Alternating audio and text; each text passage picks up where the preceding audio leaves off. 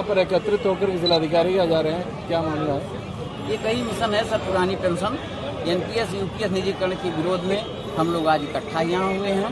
सरकार बार बार यूपीएस हम लोगों पर थोपने का कार्य कर रही है, लेकिन हमारे राष्ट्रीय अध्यक्ष, हमारे सभी शिक्षक कर्मचारी, वो सब न एनपीएस उनको पसंद है न यूपीएस पसंद है। वो कह रहे हैं हम शुरू से ओपीएस के लिए लड़े हैं, पुरानी पेंशन हमें चाहिए, उससे कम पे कोई समझौता नहीं। हम सुधार और संशोधन के लिए नहीं लड़ते। स्कूल मर्जर पर भी आप लोग का आह्वान है? स्कूल मर्जर पे आह्वान है। सरकार ने उत्तर प्रदेश में 10,000 प्राथमिक विद्यालयों का मर्जर कर दी है, जिसमें 20,000 से ज़्यादा हमारे शिक्षक इधर से उधर हुए हैं। बताइए, जिनके गांव में एक विद्यालय प्राथमिक खुला है, वहाँ के छोटे छोटे गरीब वंचित बच्चे नहीं वहाँ पे जा रहे हैं, स्कूल नहीं पढ़ पा रहे हैं, तो 2 किलोमीटर दूर कैसे जाएंगे? बच्चा चाहे एक ही हो चाहे 10 हो, लेकिन स्कूल अगर है तो स्कूल चले, क्योंकि हर बच्चे का अधिकार है कि शिक्षा का अधिकार है। गवर्नमेंट ने तो संशोधन कर दिया है कि 50 से कम बच्चे अगर होंगे तभी मर्जर करेंगे, नहीं तो नहीं करेंगे। दूसरा कि 1 किलोमीटर से दूर अगर मर्जर हो रहा है तो उसको भी नहीं करेंगे। नहीं, सरकार का ये तो जो सुधार की है, अभी बात की है, लेकिन अभी कोई इस पे जियो नहीं आया है, केवल अभी अखबार की बातें हैं। लेकिन अखबार की बातों पर हमें बड़ा विश्वास नहीं रहता जब तक हो न जाए। लेकिन मैं एक निवेदन आप सबके माध्यम से करना चाहता हूं कि यदि सरकार मानक रखती है 50 से कम, 40 से कम, बहुत से ऐसे गांव मजरे हैं, छोटे छोटे हैं, दुरूह हैं, वहां आने जाने का साधन नहीं है, छोटी सी बस्ती है, 30 से 40 बच्चे हैं, क्या उनको मर्जर करके आप 5 किलोमीटर दूर करेंगे? तो संभव नहीं है। अगर ऐसा संभव है तो 403 विधानसभा सीटें उत्तर प्रदेश में हैं, यहाँ मुख्यमंत्री और मंत्रालय की जरूरत है। तो 32 सीटें सिक्किम में भी हैं, छोटे छोटे राज्य हैं जहाँ पे 40 विधानसभा सीटें हैं, 32 विधानसभा सीटें, क्या वहाँ मुख्यमंत्री विधानसभा अध्यक्ष नहीं रहेंगे? बगल के राज्यों में क्या मर्ज कर दिया जाएगा उनको? ये संभव चलेगा नहीं। हम लोग निजीकरण और एनपीएस यूपीएस मुर्दाबाद, एनपीएस यूपीएस निजीकरण भारत छोड़ो, यही हम लोगों का आंदोलन है सर।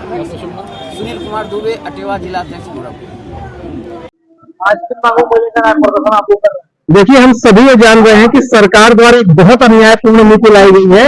इसको एक शब्द में हम कह सकते हैं कि ये पक्षपातपूर्ण नीति भी है, जिसमें हमारे जो सांसद जी हैं, विधायक जी हैं, इन लोगों को आजीवन पेंशन का प्रावधान है जो एक बार शपथ ले लेते हैं उसके बाद भी। लेकिन जो कर्मचारी अपना पूरा संपूर्ण जीवन सरकार की समाज की सेवा में लगा देता है, नागरिकों की सेवा में लगा देता है, उसकी पेंशन के साथ इन लोगों ने खिलवाड़ किया है। उसे बार बार ये एक नया झुंझुना, पहले एनपीएस दिया, फिर यूपीएस दिया। वास्तविकता ये कर्मचारी ऐसा नहीं चाहता है, शिक्षक ऐसा नहीं चाहता है, वो चाहते हैं एक समान व्यवहार किया जाए। आप बताइए, अगर एक देश और एक विधान की बात हो रही है, तो आखिर किस आधार पर हमारे माननीयों को पेंशन और सारी सुविधाएं दी जा रही हैं, जबकि जो शिक्षक, जो कर्मचारी लगातार अपने संपूर्ण जीवन को इसी नागरिक की सेवा में लगा रहे हैं, उनके साथ इतना बड़ा अन्याय कि उनकी पेंशन क्यों नहीं दी जा रही है? दूसरी बात, मैं आपके सामने एक बहुत बड़ा प्रमाण रखता हूं। जब कोरोना काल था तो हमारे शिक्षक, हमारे कर्मचारी भाइयों ने अपनी जान लगा करके नागरिकों के लिए काम किया। एक सांसद विधायक की मौत यदि सेवा करते हुए हो कोरोना काल में, तो बता दें, हम निकले थे, हमने अपने प्राणों की बाजी लगाई थी, लेकिन आज हमारे साथ अन्याय हो रहा है। दूसरी बात, आज जो आप ये भीड़ देख रहे हैं, इन शिक्षक कर्मचारियों के बीच में एक और विशेषता है। यह शिक्षक कर्मचारी सिर्फ शिक्षक कर्मचारी नहीं है। मैं पुनः कह रहा हूं कि सरकार इस बात को ध्यान से सुन ले कि ये उस परिवार के शिक्षक कर्मचारी है जिसके परिवार के लोग विश्व हिंदू परिषद, राष्ट्रीय स्वयंसेवक संघ, भारतीय मजदूर संघ, संस्कार भारती, कल्याण आश्रम, संस्कार भारती, बजरंग दल, इन सब विचार परिवार जो है उनके यहाँ काम करने वाले कार्यकर्ता हैं। और अगर आज इन विचार परिवारों के सदस्य के लोग सरकार की इस नीति का विरोध कर रहे हैं, तो सरकार को एक बार इस नीति पर विचार करना ही चाहिए। इस सरकार को इस प्रश्न का उत्तर देना चाहिए कि क्या कारण है कि आज संघ परिवार से जुड़े लोगों के परिवार के जो कर्मचारी और शिक्षक हैं, वो भी आपकी इस नीति का विरोध कर रहे हैं। ये बहुत बड़ा प्रश्न है।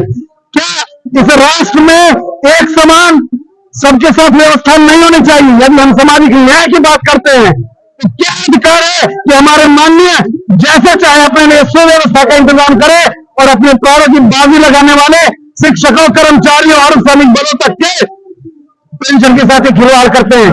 आप मुझे बताइए, सिर्फ में जब हमला हुआ था तो अर्ध सैनिक बलों के हमारे जवानों ने अपने प्राणों की बाजी लगा दी थी। इस सरकार ने उन अर्धसैनिक बलों की भी पेंशन बंद कर दी। ये कहां का न्याय है और ये किस प्रकार की राष्ट्रभक्ति है? मैं पुनः एक बार सरकार से निवेदन करूंगा, अपने इस निर्णय पर एक बार विचार करें और एक देश और एक विधान की बात करने वाली सरकार जो है वो सबके लिए एक समान पेंशन कानून लेकर के आए। अगर कोई मान्य है तो मान्य को उसकी सुविधा मिले, मान्य को वो सम्मान मिले, वो अधिकार मिले, लेकिन जो अधिकार हमारे जीवन से जुड़ा है, जो हमारे बुढ़ापे के सम्मान से जुड़ा है, वो अधिकार भी हमें पुरानी पेंशन के समान ही प्रदान करे। अन्यथा अभी तो ये भीड़ यही है, कल अभी तो सिर्फ शिक्षक कर्मचारी जुटे हैं, कल इनके विचार परिवारों से संबंध रखने वाला एक एक नागरिक, एक एक स्वयंसेवक इनके विरुद्ध खड़ा होगा। जय मां भारती, जगदम्बिका।